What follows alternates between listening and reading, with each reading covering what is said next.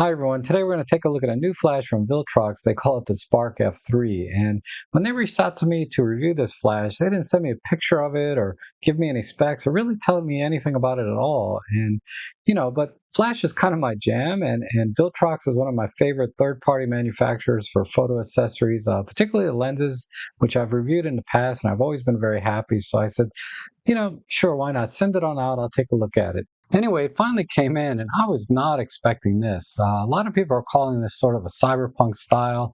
I would lean more into like what they would call an industrial futurism, where it's kind of got a gritty mechanical design with metallic finishes and overlapping plates and exposed components and some gears and switches here, kind of giving it a more rugged look. And I like it actually. It's kind of growing on me a little bit, and it looks really good on my Fuji X-H2.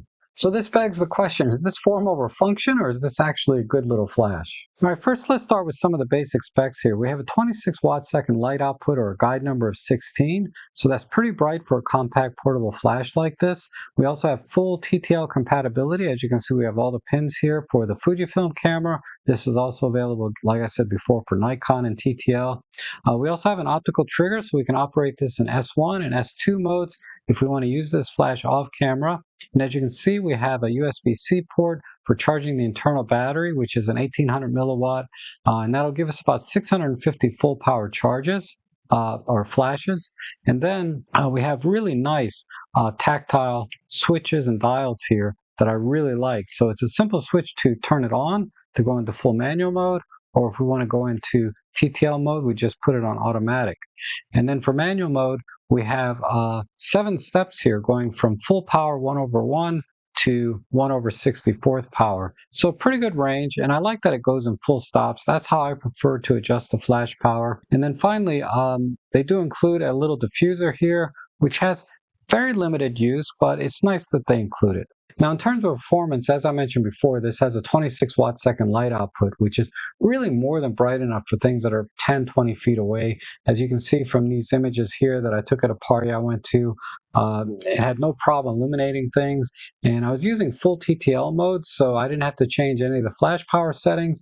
So it did a really good job communicating with the camera how much light output it needed, so it didn't overexpose things or underexpose things.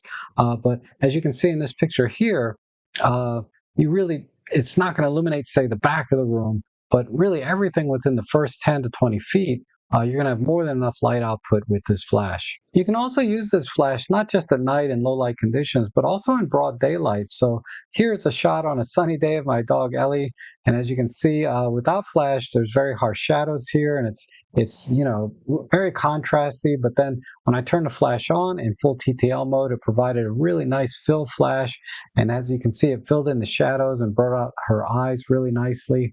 Here's another shot with a very strong backlight to me. So if you want to fill in the subject in the front so you don't get sort of that silhouette look, you can get a nice fill here.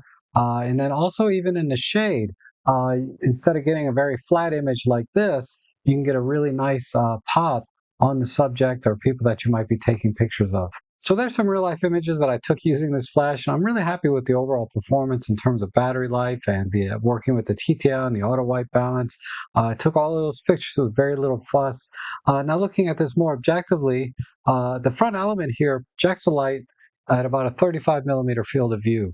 So what that means is you're going to have to use a lens roughly 23 millimeters or longer. So here's an image that I took at 23 millimeters, and as you can see, it spread the light out very nicely with minimal vignetting out to the corners. And if you zoom in to say 33 millimeters or longer, you're going to get a nice, very even spread of light. Some flashes I've used it with a rectangular head. I can see banding sometimes, but they did a really good job with the light output here, so it's a good lens. And if you happen to want to zoom in, say, wider than 23 millimeters, let's say at 18 millimeters, like on this lens, you will start to see the light fall off in the corners and you'll get vignetting. Now, putting the diffuser on will mitigate that a little bit and give you a little wider field of view. But that said, it's not going to soften the light, anything, longer than 1 meter away. As you can see in this shot here, this is with the diffuser and this is without the diffuser, and there's virtually no difference because the point of light here is still very small. Where the diffuser comes in handy is in smaller spaces and when you're working very close up. because when you get closer to 1 meter, when you're using longer lenses or zooming out with the lens hood on, you may see a little bit of shading at the bottom. Putting the diffuser on will mitigate that quite a bit. But for the most part, because the flash does sit up kind of high from the camera itself, I really didn't have any problems with shadows in the bottom of the frame. And typically when you're doing close-up photography, you're not normally shooting wide at 18 millimeters. You're zoomed in to say 40, 45 millimeters, maybe 50 millimeters. And here's a couple of examples of some flowers I took and some water drops. And they came out perfectly fine, no shadowing effect at all. And then one last thing I want to add is that the diffuser does have some use, particularly if you're going to be shooting your subjects very, very close, like say 1 foot or less. For close-up photography, it will actually soften and diffuse the light visibly. Not much, but a little bit. So if you look at this example here, this is without the diffuser on, and this is with the diffuser on. And you can see it did make a substantial difference. Now I want to talk about what I like to call the stamina of the flash, meaning like what is the recycle time? How many flashes can you fire before it starts to slow down because of the recycle time or because of overheating? And I can say that the performance of this flash is very good. The recycle time is just 1 second. So I've dialed in full power here, and if I just pop it, you can see the red light. You may not see the flash, but it does recycle like in 1 second. And of course, if I drop the power to say 1/8 or 1/16, which is what I typically use when I'm doing macro photography, the recycle time is instantaneous. But when we do focus bracketing on our Fujifilm cameras, if we set it to auto mode, it might ask us to do 200 to 400 shots consecutively. So let's say we're doing focus bracketing and I set the flash power to the minimum 1/64th, and I set the camera flash interval to 0 seconds. So it's going to fire the frames as quickly as it can. And what I found is at 1/64th power, the minimum power, 1/32nd and 1/16th, I was able to get over 100 shots consecutively before it started to slow down. So what that tells me is it's probably the buffer in the camera slowing it down and not the flash itself. So what I did was this time is I set the flash power to 1/16th and 1 second delay interval. And I was able to get over 200 shots consecutively. Well, I did several tests, between 189 and 220 again, before it started to slow down. And what that tells me is that it's not the buffer this time because we have that 1 second delay. I think that it's slowing down due to the flash is overheating and the heat management program is coming in. Uh, However, if I set the flash to say 1/32nd or 1/64th power with a 1 second delay, I was able to get 400 plus shots consecutively without any delay or the flash overheating and slowing down. So that is an excellent performance with this flash. And here's an example of one shot that I took of some electronic components. And a couple of shots of this fungus in my backyard at various stacking counts. So far I'm really happy with this flash. It's performing beyond my expectations, but there are some considerations when you do get a compact flash like this. One is that it doesn't rotate or tilt, so you're always going to have that direct, straightforward flash.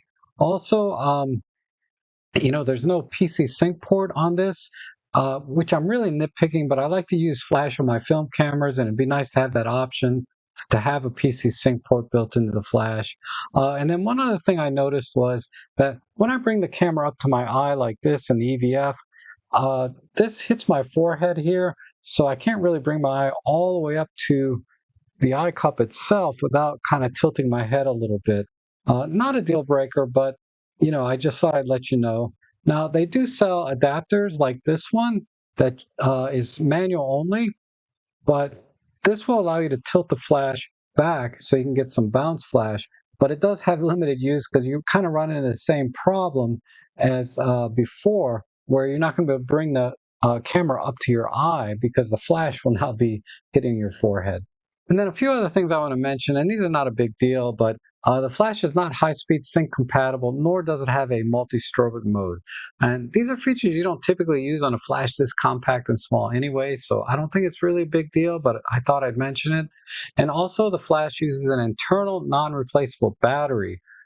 So you should get 2 to 3 years out of this with regular use, no problem. I have devices with, like my cell phone is 4 years old with a non-replaceable battery. It's perfectly fine. But again, I thought I'd mention that as well. But overall, if you're looking for a flash that can handle focus bracketing, give you really nice fill light in the broad daylight, or great coverage in low light and at night, and performs well, has fast recycle times, I think this is an excellent flash, TTL compatible, and they're bringing this in at a price point of just $56. So I have my affiliate links down below if you're interested in taking a look at this flash. There may be some other additional discounts as well, so check that out. But that's all I have for today. Thank you so much for watching, and I hope to see you again soon.